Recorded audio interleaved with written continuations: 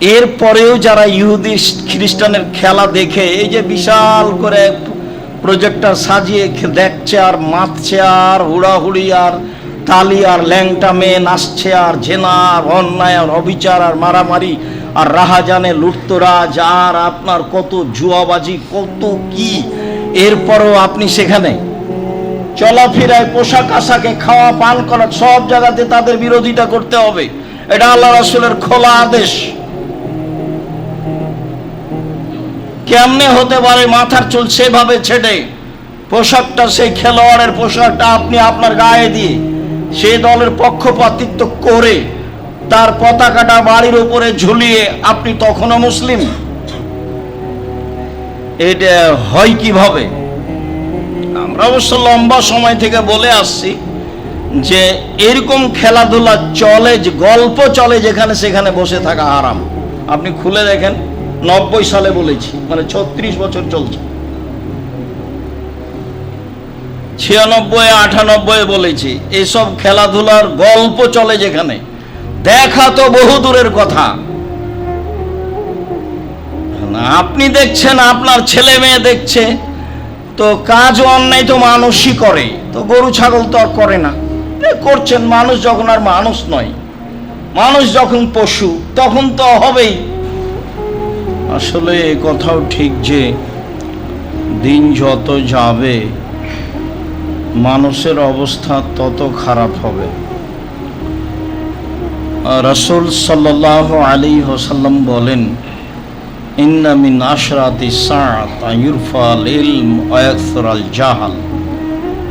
নিশ্চয় কিয়ামতের লক্ষণ হচ্ছে বিদ্যা উঠে যাবে, মূর্খতা বেড়ে যাবে। অন্য এক বর্ণনায় এসেছে ওয়ায়ানজিলুল জাহাল, মূর্খতা বর্ষণ হবে। আমরা জানি বৃষ্টি বর্ষণ হয়। রাসূল সাল্লাল্লাহু আলাইহি সাল্লাম বলছেন অজ্ঞতা মূর্খতা বর্ষণ হবে। এটা আপনাকে কেমন লাগে? ইহুদি খ্রিস্টান খেলায় মত্ত, আর আপনি মুসলমান হয়ে তার পক্ষ নিয়ে খেলোয়াড়ের মতো করে জার্সি গায়ে দিচ্ছেন, মাথার চুল ছোট করছেন, পক্ষ নিয়ে কথা বলছেন। তখনও কি আপনি মানুষ? তখনও কি আপনি মুসলিম? তখনও কি আপনি অজ্ঞ মূর্খ মানুষ নন? হয়তোবা আলেম ওলামারা মুসলিম জাতি সমাজকে বুঝাতে ব্যর্থ হয়েছে যে মুসলিম কে, ইসলাম কি। ওর একটা নিজস্ব চালচলন গতিবিধি আছে যে কারোটা মানে না। চলন্ত সমাজের নাম ছিল জাহেলি সমাজ, অজ্ঞতার সময়।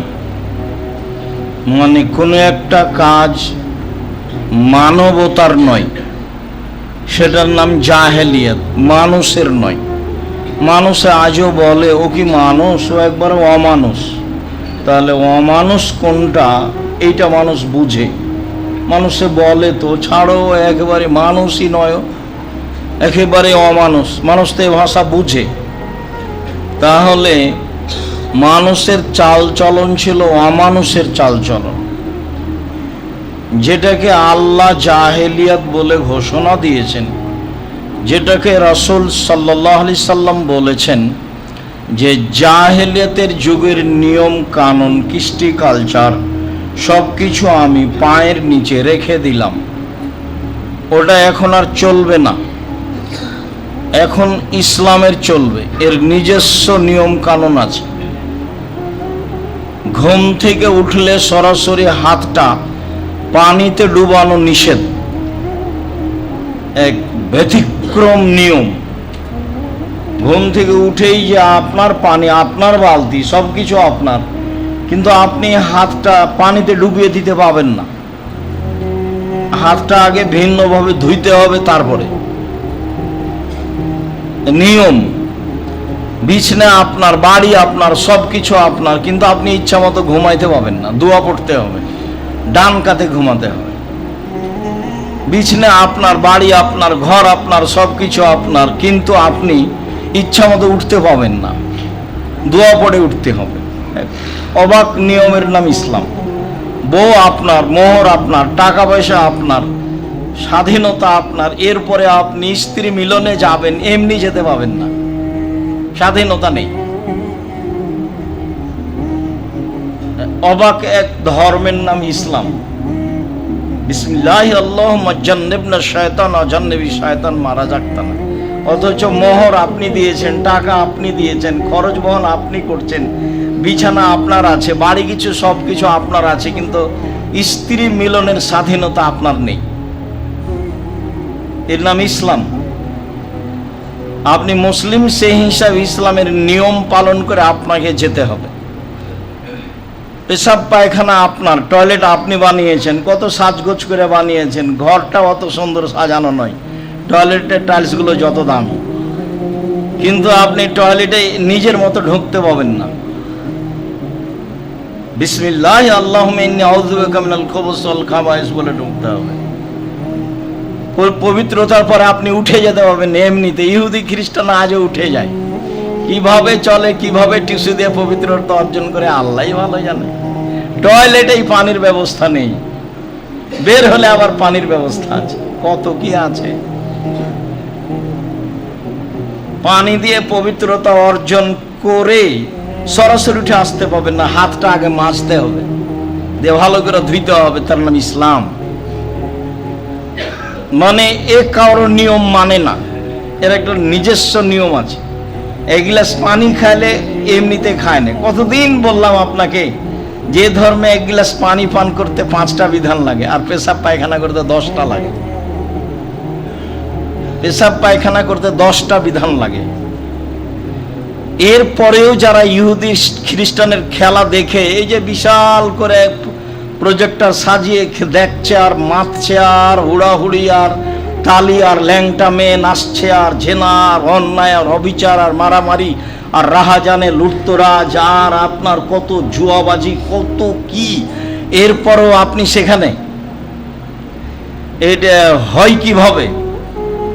আমরা অবশ্য লম্বা সময় থেকে বলে আসছি যে এরকম খেলাধুলা চলে, যে গল্প চলে যেখানে সেখানে বসে থাকা হারাম।